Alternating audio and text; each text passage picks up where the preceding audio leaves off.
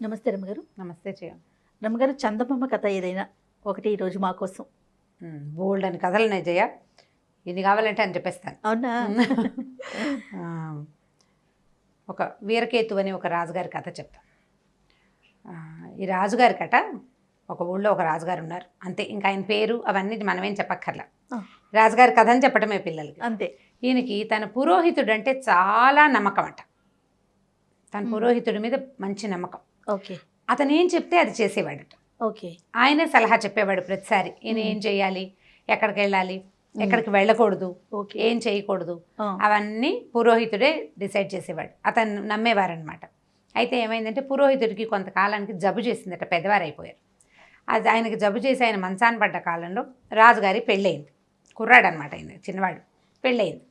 రాజుగారి పెళ్ళి ఎవరో వాళ్ళ చుట్టాల్లోనే ఎవరో పెళ్లి కుదిర్చి చేసేసారు. తర్వాత ఏమైంది, ఈయనకి ఆ పురోహితుడు లేకపోతే ఏదో తోచటం లేదని ఓ రోజు ఆ పురోహితుడిని చూడడానికి వెళ్ళాడు. వెళ్ళి, అయ్యా మీరు పెద్దవారు అయిపోయారు, నేను వివాహితుడిని అయ్యాను, మీకు వచ్చి నమస్కారం చేద్దామని వచ్చానని భార్యను తీసుకెళ్ళి దండం పెట్టాడు. దండం పెడితే ఆయన ఏమన్నాడు, భార్యని రాణిగారిని ఇంటికి పంపించేసి కాసేపు ఈ వీళ్ళింట్లో కూర్చున్నాడు పురోహితుడి దగ్గర. పురోహితుడు అన్నాడు, మా అబ్బాయి శేషాద్రి నాలాంటి వాడే, తెలివైన వాడిని, ఆయన మీకు సలహా చెప్తాడు. ఇక నుంచి మీరు శేషాద్రిని అట్టు పెట్టుకోండి మీ దగ్గర, ఇక నేను రాలేను, పూర్తిగా వృద్ధుడిని అయిపోయిన, అనారోగ్యం వచ్చేసిందని శేషాద్రిని రాజుగారికి అప్పచెప్పాడు. సరే, శేషాద్రి రాజుగారితో వెళ్ళడానికి రెడీగా ఉన్నాడు. పురోహితుడు అంటే పొద్దు నుంచి సాయంత్రం దాకా రాజుగారి ఎదురుగుండా ఉండాలి, రాత్రి 9 దాకా కనీసం. ఆయనకి అవసరమైన పనులు అంటే సలహా సంప్రదింపుల కోసం అన్నమాట. అయితే ఈ తండ్రి శేషాద్రి నా దగ్గరికి రాని చెవిలో ఒక 3 మంచి మాటలు చెప్పాడట. ఈ మాటలు మీరకుండా ఉండు అని చెప్పాడు.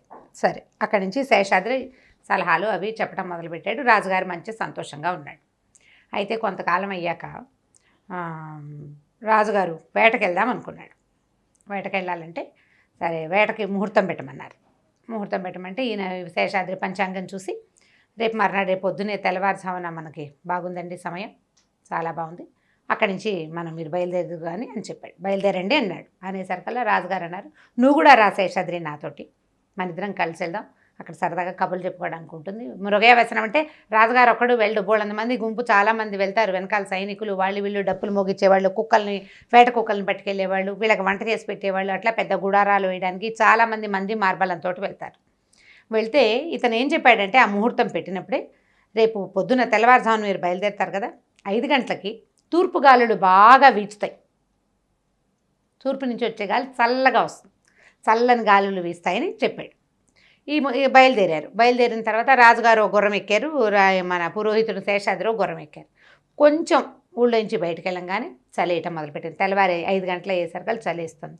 రాజు అన్నారు, నిన్న రాత్రి నువ్వు చెప్పావు తూర్పుగాలులు వేస్తాయి, చలేస్తుందని, అయినా కూడా నేను జాగ్రత్త వహించలేదు, చూసావా, చలిగా ఉంది, నాకు శాలువా కావాలి, నువ్వు మళ్ళీ అంతఃపురంలోకి వెళ్ళి నా శాలువా పట్టుకురా అని ఈ పురోహితుడిని వెనక్కి పంపించాడు.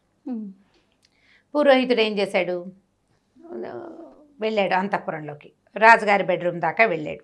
వెళ్ళిన తర్వాత అప్పుడు వాళ్ళ నాన్న చెప్పిన మాట ఆయన గుర్తొచ్చింది. ఏమిటి, ఎప్పుడు పడకటింట్లోకి, దంపతుల పడకటింట్లోకి వెళ్ళొద్దు అని చెప్పాడు. ఆయన 3 మంచి మాటలు చెప్పాడు కదా. 3 మంచి మాటల్లో మొదటిది ఏంటంటే పడకటింట్లోకి వెళ్ళకూడదు. అక్కడి నుంచి తలుపు కొట్టాడు. తలుపు కొడితే ఎవరోని గొంతు వినపడింది. నేను శేషాద్రిని, రాజుగారికి శాలువా కావాలి, శాలువా ఇవ్వండి అన్నాడు. అనేసరికి తలుపు తెరుచుకుంది, శాలువా బయటకు వచ్చింది. ఈయన శాలువా తీసుకునే లోపల ఆ తలుపు లోపల నుంచి ఒక బలిష్టమైన మగవాడి చెయ్యి ఇతన్ని పట్టుకుని లోపలికి లాగడానికి ప్రయత్నం చేసింది. లాగేస్తోంది చెయ్యి. ఇతను ఏం చేశాడు, శత విధాల బాగా కష్టపడి విదిలించుకుని ఆ శాలువా పుచ్చుకుని పరుగున బయటకు వచ్చాడు.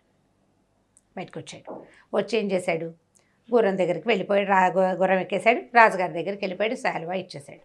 ఈ మాట రాజుగారికి చెప్పలేదు. చెప్పలా.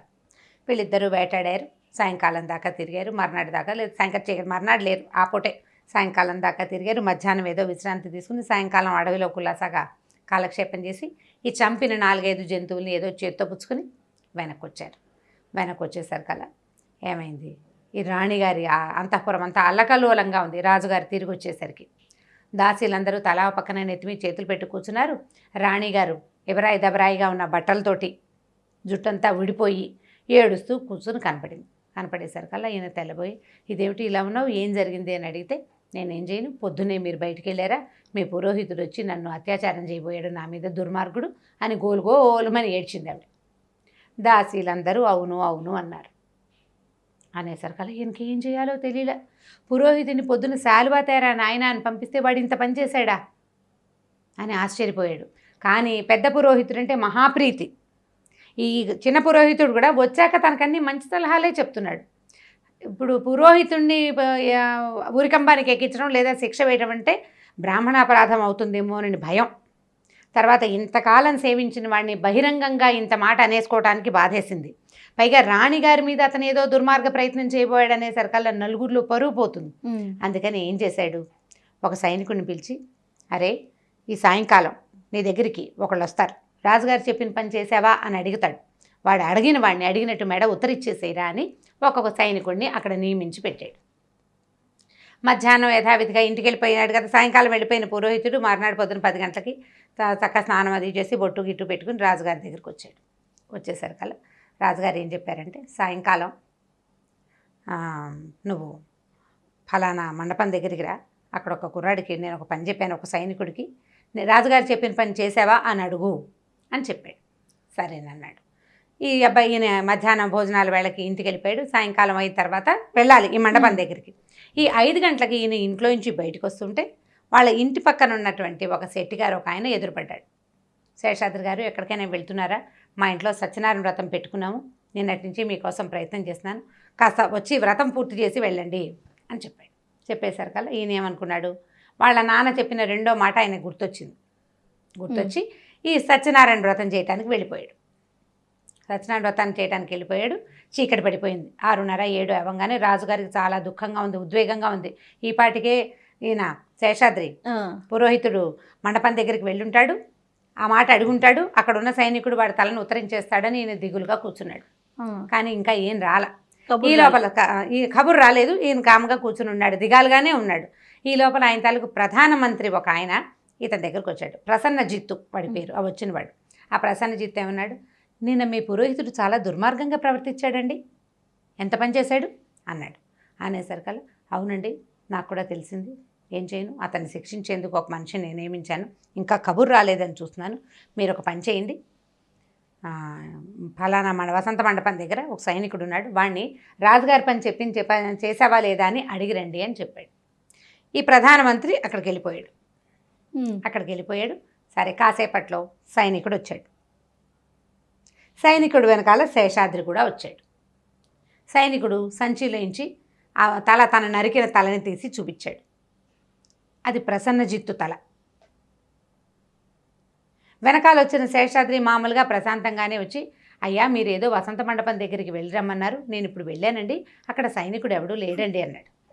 అనేసరికల్లా రాజు ఆశ్చర్యపోయి, అదేమిటి నువ్వు ముందు వెళ్ళలేదా అంటే, లేదండి, నేను సాయంకాలం ఇంటి నుంచి బయటకు వచ్చాను ఆ పని చేయడానికి. ఈ లోపల మా పక్కనున్న శెట్టి గారు ఒక ఆయన ఒక మాట, సత్యనారాయణ వ్రతం మాట అడిగారు, మా నాన్న చెప్పిన మంచి మాట గుర్తొచ్చి ఆ పని చేయడానికి అక్కడికి వెళ్ళానండి, నేను తిరిగి వచ్చేసరికల్లా ఇక్కడ సైనికుడు లేడండి అని అనేసరికల్లా, మీ నాన్న చెప్పిన మంచి మాట పాటించేవాడివి ఇంత దుర్మార్గమైన పని ఎలా చేసావు శేషాద్రి నువ్వు, అసలు మీ నాన్న చెప్పిన మంచి మాట ఏమిటో చెప్పు నాకు అన్నాడు.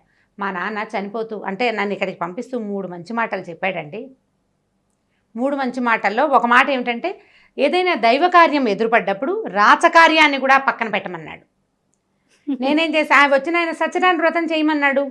దైవకార్యం రాజుగారు చెప్పిన పని ఉంది, రాజుగారు చెప్పని కంటే కూడా దైవకార్యమే ముఖ్యంగా తీసుకోమని మా నాన్న చెప్పాడు. అందుకని నేనేం చేశాను, సత్యనారాయణ వ్రతం చేయడానికి వెళ్ళిపోయా. వచ్చేటప్పుడు వచ్చాను, మీ పని చేయడానికి బయలుదేరా, కానీ అక్కడ ఎవరు నాకు కనపడలేదు అని అనేసరికల్లా రాజు అన్నాడు, మీ నాన్న మంచి మాట చెప్పాడు, నువ్వు మంచి మాట చేసావు, కానీ నువ్వు ఇంత దుర్మార్గమైన పని చేసావు అనేసరికల్లా, కాదు ప్రభు, నేను అలాంటి పని చేయలేదు, నిన్న పొద్దున నేను శాలువా తీసుకోవడానికి రాజాంతపురానికి వచ్చాను, మా నాన్న నాకు చెప్పిన 3 మంచి మాటల్లో మొదటి మాట ఏమిటంటే, దంపతుల పడకటింట్లోకి వెళ్ళొద్దన్నాడు. మరి పడకటింట్లోకి వెళ్ళకుండా నా భార్య మీద అత్యాచార యత్నం చేసావా అని అడిగాడు రాజు. నేనేం చేయలేదు ప్రభు, వాకిట్లో నిలబడ్డాను, నేను తలుపే కొడితే లోపల నుంచి శాలువా ఇచ్చిన మగవాడి చెయ్యి నన్ను లోపలికి లాగడానికి ప్రయత్నం చేసింది, దాంతో భయపడి నేను పరిగెత్తుకుంటూ బయటకు వచ్చేసాను అనేసరికల్లా రాజు గొళ్ళు మడిపోయిన, దుర్మార్గుడా, నిన్న పొద్దునే నువ్వు రాజాంతపురంలో ఒక మగవాడు ఉన్నాడని నీకు తెలిస్తే నువ్వు నాకు చెప్పవా నువ్వు చెప్పొద్దా నాకు అప్పుడే చెప్పాలి నువ్వంటే మా నాన్న 3వ మాట చెప్పాడండి, అంతఃపుర రహస్యాలు ఎప్పుడూ ఎవరికి చెప్పకూడదన్నాడు. అంతఃపురంలో ఒక మగవాడు ఉన్నాడు, ఆ మాట మీకైనా నేను చెప్పకూడదు. అక్కడ ఉన్నవాడు రాజుగారు రాణిగారి అన్న కావచ్చు, రాణిగారి తండ్రి కావచ్చు, ఇంకెవరైనా కావచ్చు. నా అంతటి నేను బయట పెట్టకూడదు, అందుకని నేను బయట పెట్టలేదు. మరి ఇప్పుడు ఏమిటి అంటే, ఒకవేళ మిమ్మల్ని సంహరించడానికే వాడెవడో తయారుగా ఉన్నాడు, వచ్చింది మీరనుకుని నా చేయి పట్టుకున్నాడు, నేను విదిలించుకుని బయటకు వచ్చేసాను చంపడానికే అని అన్నాడు. అనేసరికి అప్పుడు రాజు ఆలోచించడం మొదలుపెట్టాడు, ఎవరున్నారు ఏమిటి ఇది జరిగిందని. అడిగేసరికల్లా మళ్ళీ పురోహితుడిని ప్రశ్నించాడు, నువ్వు బాగా ఆలోచించు, నేను ఆలోచిస్తున్నా నాకు తెలియటం లేదంటే.